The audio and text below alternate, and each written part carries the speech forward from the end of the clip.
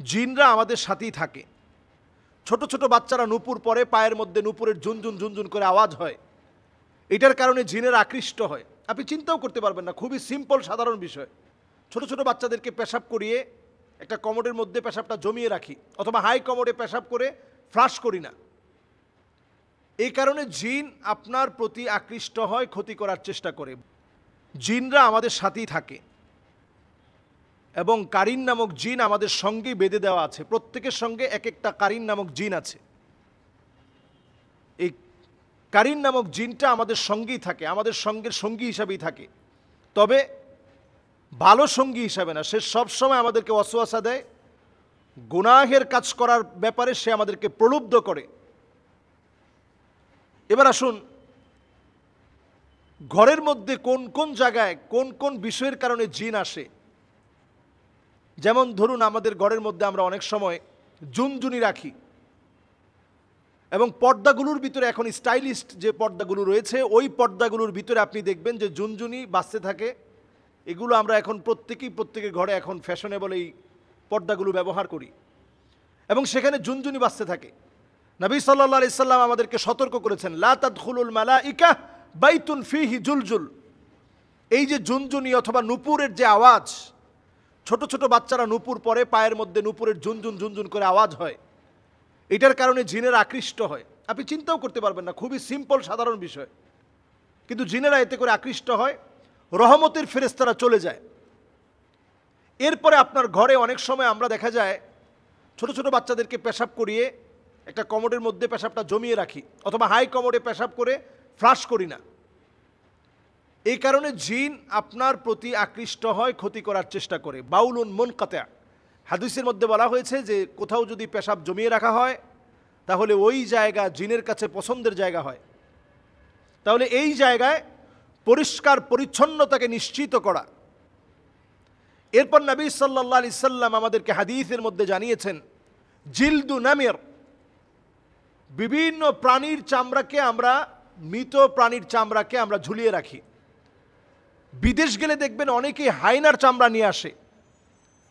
এটা আপনি খুব স্বাভাবিকভাবে নিচ্ছেন অথবা মনে করছেন এই হায়নার চামড়া দিয়ে কালো জাদু করা হয়, অথচ এই চামড়া, বাঘের চামড়া, হরিণের চামড়া, বিভিন্ন চামড়া আমরা ক্যালিগ্রাফি হিসেবে অথবা একটা ওয়ালমেট হিসাবে আমরা আমাদের ঘরের মধ্যে সাজিয়ে রাখি। নবীজি সাল্লাল্লাহু আলাইহি ওয়াসাল্লাম সতর্ক করে গেছেন, এটা জিন ঘরের ভিতরে আকৃষ্ট হওয়ার একটা কারণ। নবী আলাইহিস সালাতু ওয়াস সালাম এরপর আমাদেরকে সজাগ সচেতন করলেন, জিন ঘরের ভিতরে আকৃষ্ট হওয়ার আরেকটা কারণ কাতিউ রাহিম, আত্মীয়তার সম্পর্ক যে ঘরের মধ্যে থাকে না। সন্তান হয়ে মাকে দেখতে পারে না, সন্তান হয়ে বাপকে দেখতে পারে না, সন্তান হয়ে আত্মীয় স্বজনের খবর তো নেয় না, নিজের ভাইয়ের খবর নেয় না। এইরকম ব্যক্তিদের ঘরে দুষ্ট জিনেরা আসে। রহমতের ফেরেশতারা এমন ঘরে থাকে না, দুষ্ট জিনেরা এই ঘরের ভিতরে আসে। এরপর নবী সাল্লাল্লাহু আলাইহি সাল্লামের হাদিস থেকে বোঝা যায় যে ঘরের ভিতরে পুতুল থাকে, তাসাউর, বিভিন্ন রকম মূর্তি থাকে, বিভিন্ন রকমের ছবি থাকে, এই ঘরগুলোর ভিতরে রহমতের ফেরেশতারা আসে না।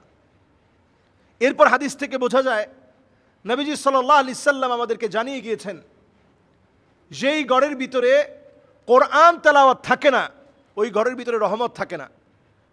ওই ঘরটা একটা নির্জন বাড়ির মতো পড়ে থাকে, যে ঘরটার মধ্যে কোরআনুল কারীমের তেলাওয়াত হয় না।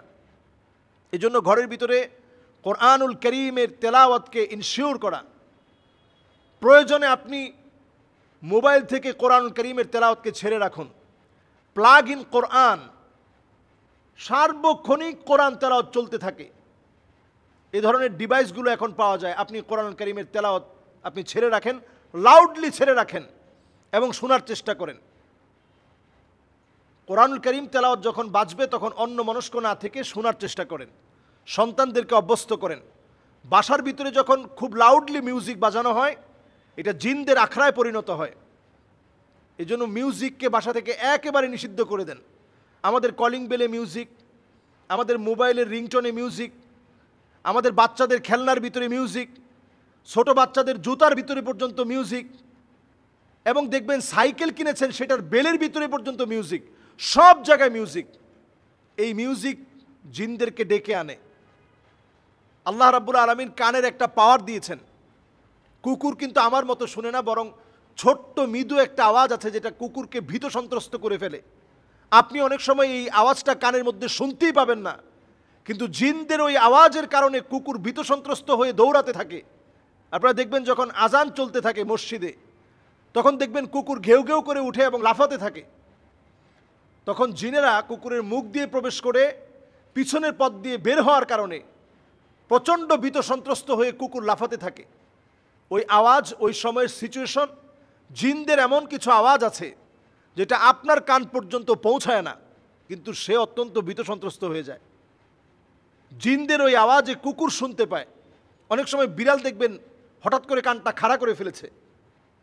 বিড়ালের শরীরে আল্লাহ তাআলা এমন কিছু ছোট ছোট জারথুম, এমন কিছু বিষয় আল্লাহ তাআলা দিয়ে রেখেছেন যেটার কারণে জিনরা বিড়ালের সামনে আসতে ভয় পায়। ছোট ছোট পাখি আমরা লালন পালন করি, কাকাতুয়া, লাভবার্ড, টিয়া পাখি, কবুতর, ময়না, এ জাতীয় অনেক পাখি আমরা এখন লালন পালন করি। কিছু প্রকারের পাখি আছে যেগুলোকে জিন প্রচণ্ড ভয় পায়। এদের দিকে আকৃষ্ট হয়ে আসতে নিয়ে ভয়ে ভীত সন্ত্রস্ত হয়ে জিন চলে যায়। কিছু পাখি ঘরের মধ্যে বরকত নিয়ে আসে। এজন্য পাখিগুলোকে যদি আমরা লালন পালন করতে চাই, তাদের হক ঠিক রেখে, খাবার দাবার ঠিক রেখে লালন পালন করতে হবে। ঘরগুলোকে প্রতিনিয়ত কোরআনুল কারীমের তেলাওয়াত ছেড়ে দিয়ে বরকতে পূর্ণ করতে হবে। কুকুর থাকলে ঘর থেকে বের করে দিতে হবে। যদি ঘরের ভিতরে বড় বড় পুতুল থাকে, এগুলোকে সরিয়ে ফেলতে হবে। আত্মীয়তার সম্পর্ক না থাকলে বৃদ্ধি করা লাগবে। যত রকমের মিউজিক, ঝুনঝুনি সহ যা আছে এগুলো ঘর থেকে সরাতে হবে।